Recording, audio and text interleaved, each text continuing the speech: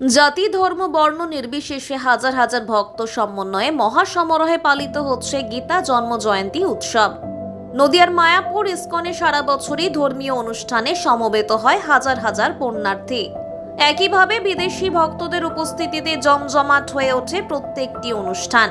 ঠিক তেমনি 7 দিন ব্যাপী মায়াপুর ইস্কন চন্দ্রোদয় মন্দিরে অনুষ্ঠিত হয় গীতা জন্ম জয়ন্তী উৎসব। এই উৎসবের মধ্য দিয়ে মূল লক্ষ্য ভক্তদের গীতা পাঠের মধ্য দিয়ে জ্ঞান অর্জন করানো, কারণ গীতাতেই রয়েছে জ্ঞান। মানুষের জীবনের একটা সময় অতি ব্যস্ততার মধ্যে কেটে গেলেও মানুষ তার অস্তিত্ব এবং সংস্কৃতি ভুলে যায়, কিন্তু গীতা পাঠ মানুষের মধ্যে এক অন্যতম স্থান অর্জন করে নেয়, যার মধ্যে রয়েছে জ্ঞান চক্ষুর অন্যতম নির্দেশন। নদিয়ার মায়াপুর ইস্কনের চন্দ্রোদয় মন্দিরে এই উৎসব সামিল হয় দেশি বিদেশি হাজার হাজার ভক্তবৃন্দ। একদিকে যেমন চলতে থাকে গীতা পাঠ, অন্যদিকে করা হয় শান্তিযজ্ঞ। জগতের মঙ্গল কামনার জন্যই প্রত্যেক বছর এই উৎসবের আয়োজন করে থাকে মায়াপুর ইস্কন কর্তৃপক্ষ। তবে এই উৎসবকে কেন্দ্র করে বাড়তি নিরাপত্তার ব্যবস্থা করে ইস্কন। আগত ভক্তবৃন্দদের জন্য রয়েছে সুব্যবস্থা। আলোকসজ্জায় সজ্জিত করা হয় গোটা মায়াপুর ইস্কনকে। ভক্তদের সমৃদ্ধি, শান্তি এবং জগতের মঙ্গল কামনায় মহাসমারোহে অনুষ্ঠিত হয় এই গীতা জন্ম জয়ন্তী উৎসব।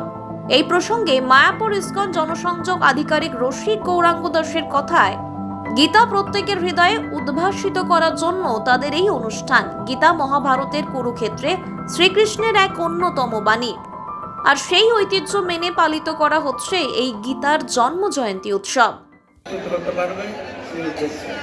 And today, Om Vishnu Manasa Pudestah Om Devo Vasyadiko Vyasya Rashmihi ISKCON headquarter সিধা মায়াপুরে গীতা জন্ম জয়ন্তী মহামহোৎসব 7 দিন ব্যাপী পালন করা হচ্ছে।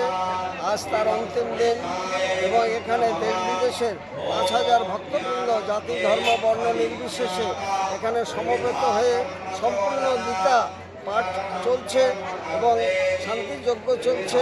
গীতা আলোকে হৃদয় উদ্ভাসিত করার জন্য আমাদের এই অনুষ্ঠান এবং গীতার ভগবান শ্রীকৃষ্ণ কুরুক্ষেত্রের রণাঙ্গনে অমিত বলশালী অর্জুনকে, ধনুর্ধর অর্জুনকে যে জ্ঞানোপদেশ দান করেছিলেন, তাই হচ্ছে গীতা। সেই ঐতিহ্য মেনে এই উৎসব পালন করা হচ্ছে এবং নিজের আত্মমুক্তি এবং জগৎ কল্যাণের জন্য সমস্ত মানুষের এই গীতা পাঠ করা অবশ্য কর্তব্য এবং গীতার জ্ঞানালোকে হৃদয় উদ্ভাসিত হোক এবং ঘরে ঘরে গীতা পাঠ হোক এবং গীতা মানুষের হৃদয়ে প্রবেশ করুক, এই আবেদন রাখছি। রসিক গৌরাঙ্গ দাস, ইস্কন মায়াপুর, জনসংযোগ আধিকারিক, Nadia. so with this, let us all celebrate this advent of Bhagavad Gita on this massive yajna which is happening today. Let us all develop that fire of distributing Srila Prabhupada books.